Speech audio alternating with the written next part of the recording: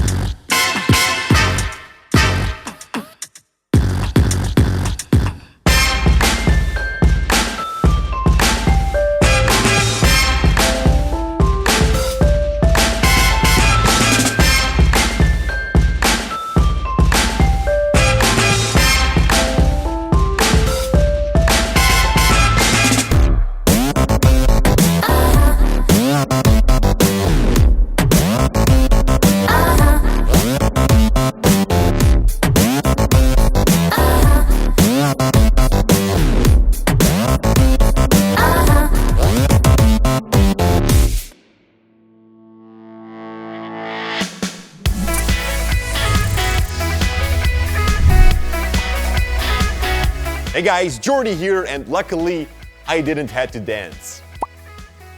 I know, Murray, don't rub it in. Anyways, I'm going to show you guys today how we've made that intro video. All the shots were done handheld or on a tripod. There were 2 shots, I believe, on a dolly, but you don't need that, of course. I want to focus on the handheld and tripod shots. And speaking of tripods, we've been working together with Benro for a long time now, and have always been super happy with their products. We have several of their tripods here, including a hi-hat and a travel tripod. With both of them, I've had the least problems. When I look at my Manfrotto, this one has already gotten 2 repairs, and my Sackler, which is the most expensive brand, is also taped up, which isn't so good. Now this time we were sent one of the Benro BVX series tripods. Now this one is a heavy-duty tripod. They have one that can hold 16 kilograms or 35 pounds, and one that can load cameras weighing up to 25 kilos or 55 pounds. We've got the BVX 25, and it can even hold myself. Although that I wouldn't recommend doing this with any tripods. Anyways, I love this tripod so much, and that's not because they're sponsoring today. For the first time, it feels like we've got a professional carbon fiber tripod that can actually take some weights. It has an incredible 8-step friction and 16-step counterbalance, which allows you to tilt the camera and keep it in its current position. The sliding platform makes it super easy to balance your camera, definitely if you're suddenly adding a mat box or a teleprompter. Now you can visit the first link in the description below for more information. But now let's start with the camera movements, and the first one are the follow movements. Whenever your actor or dancer makes a movement, you follow that movement. And this can be done with a simple pan or tilt. Important though is that you move at the same speed so that it seems like the camera is part of the movement. I also did several smaller but fast movements where EmJay does something with his hands. If you're on a tripod, it's best that you loosen the frictions so that you can follow faster. You can also go handheld and slant the camera, which is pretty cool. Or even do an entire 360 roll. You want to make sure that this movement goes fast to make it go smooth. And this looks really awesome when you're following someone doing backflips or twists like EmJay does. The next camera movements are effects. In the beginning of the video, you saw EmJay popping with his hands, but we could also pop with the camera.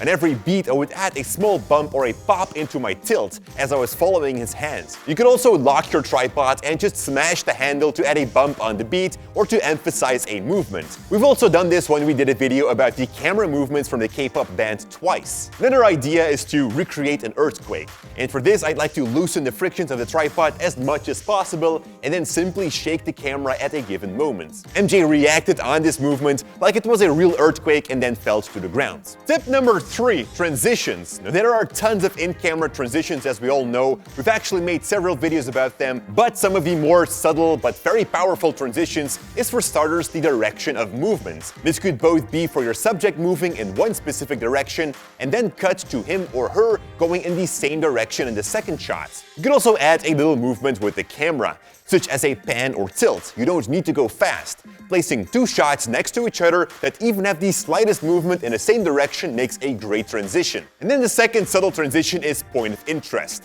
And I've also talked about this in my travel video about Iceland. Basically, your audience looks at one specific point in the frame where the action is at. By cutting to a shot where the action lays around the same spot in the frame, you'll actually create a fluent transition. Now, to build further on that, there's also a technique called leading point of interest. This is where your subject moves into one direction. You cut in the movement to a shot where the new action lays further away from the previous point of interest, but in line with the previous movement. In essence, you've leaded the point of interest to a different spot. Now, unfortunately, I forgot to take an example shot of this during the shoot with EmJay, which is why you saw some shots of my Iceland video. And then finally, what's also cool is when you film from a tripod and let your actor freeze at a specific moment. Grab a picture of that to remember how he or she stands and then change something about your scene. For example, the colors of the lighting like we did. Then make your actor stand back in that same position and you'll have that photo as a reference. And then just make him pursue his dancing or acting. Pretty cool point of interest transition as well. Tip 4. Slides. Now, these movements are not world-shocking, but I do them all the time. Increase the friction of your tripod a little bit and push the camera forward on 2 legs. Now, you can do the same thing going backwards. This is actually a very smooth movement, which is kind of similar to a slider. You can also go sideways if you like to slant your camera. Doing this on a tripod makes it a lot smoother. Actually, for many quick shots, I don't even care to take out my slider, as this actually gives you a really good result. And the final tip for looking at stops. This is where you make a fast movement and then suddenly stop. You can do this handheld and it actually goes nice together with a change in music or movement from your subject. Of course, you can also do the same thing with a tripod. Make a fast pan movement and then suddenly stop. And those were my 5 simple camera tricks. Now, I've already said it a couple of times, but I want to make it official now. We've upgraded our studio and I want to give you guys a little tour about the new things that are new. For starters, we've hanged 5 rows of truss to the ceiling, and I didn't do this myself, but I let a certified company install this for us. On there sits a multi-bar which has 12 channels. In here, I simply plug in any light fixture that I want. I'm working with 2000 watt Fresnels, which are very cheap lights, and I'll leave a link to a video that we've done about these lights in the description below. Now, that multi-bar then connects into a wall dimmer in which my light control panel goes. And this panel has faders and buttons to control the lights. There's also a Wi-Fi interface to it so that I can control all of the lights with a tablet. And finally, the light fixtures are pole operated, meaning that we can pan, tilt, and focus them using a pole. So only if we need to rearrange the lights or attach filters to them, we need to use the elevator lift. And this was all possible thanks to you guys and our great sponsors such as Benro today. With this new upgrade, we're hoping to bring you more exciting videos and give you a peek into a higher production value. Thank you so much for watching. Thank you so much, Benro, for the support again. Definitely make sure to check out their BVX series, but more important, stay creative. Jordy, what are you doing? Nothing? What did Murray tell you? Oh, sorry, Murray. This was totally not put in scene.